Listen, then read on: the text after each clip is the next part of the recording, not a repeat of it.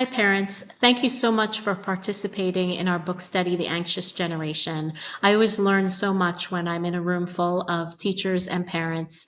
And I was really thinking about some of the challenges that you're facing trying to parent children in this digital world.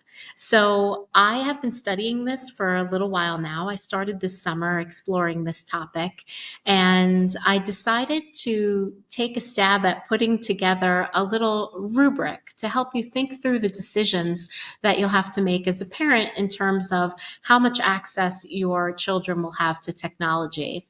I used a little bit of research from Grok 3 and from ChatGPT, and also from our book study, The Anxious Generation. And I riffed a bit with these large language models and came up with a rubric that I actually think might have some potential for helping to clarify your thinking in terms of some of the parenting decisions that you'll make. Every child is different, so a one size fits all approach isn't probably isn't the best solution, but maybe this will help you think through what you want to do as parents and how this aligns with your family values. So basically, I had it divide the cell phone and social access media into five different levels. The most level being total restriction. This would be if your parenting style or the needs of your child require something very protective. So in this level, there's no personal phone, shared devices for the family only are used in common areas, and so on. And the mindset here is that technology is a privilege and not a right. And as a parent, you're feeling like it should be locked down. So you might want to talk about this with your spouse or gather your family together and just see, what suits your needs based on your personal value system and also the maturity of your child, maybe their interest or desire in technology, how you assess their resilience and their level of anxiety. These are all things you'll want to take into account when you're deciding how much technology to allow your child. Some parents might find that total restriction is most aligned with their values and is the best fit for their child. But another level might be minimal access with high control, meaning that the mindset here is you can dip your toes in a little bit, but as a parent, you're holding the ropes. So in this case, social media might still be banned, but you have some supervised exposure. Or maybe you do decide to give your child a phone, but the phone has limited access, like a flip phone.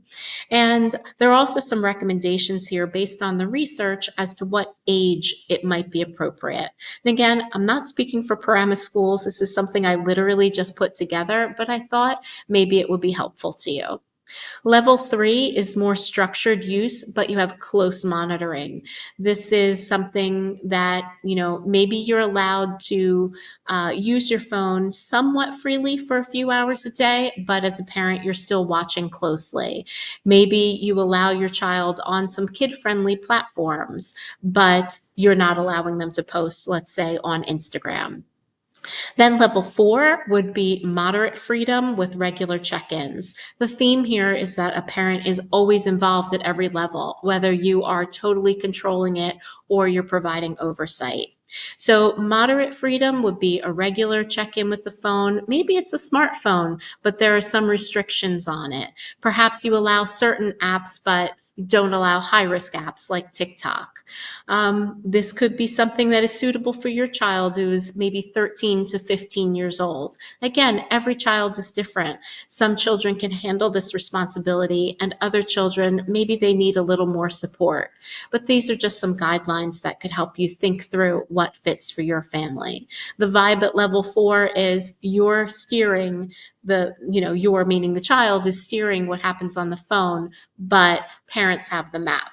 So that's another way of thinking of it. And then the least restrictive would be level 5, and that is where your child has full smartphone access. You are letting your child know you trust them, they're in charge, but you're there if they need you. So this is definitely something that I would recommend for older teens who are, beginning to demonstrate more responsibility and really understand cause and effect. And also will have other areas of their lives where they have interests, they have social relationships already solidified, and they're not as influenced or impressionable. So just thought you might like to see how to use this, that this guide might be helpful to you. And also, I included in here some AI tools that might help you monitor your child. Did you know that there are lots of tools out there? Some of them are subscription based, but some of them are free, where you can turn off your child's phone, you can track their usage, you can monitor their activity. And there are, do a quick Google search. I've listed a few here, like Bark and Google Family Link and Qua Studio, which may be helpful to you. So these are AI powered tools, but they help you enforce boundaries and help you with that parental oversight. It's not easy. I know you're very busy. So maybe leveraging some of these AI tools will help you monitor your child a little more closely. So the key takeaways are: balance is key. AI tools can help, but really it does require parent oversight. So leaning on some of those tools might just be the helpful assistant that you need.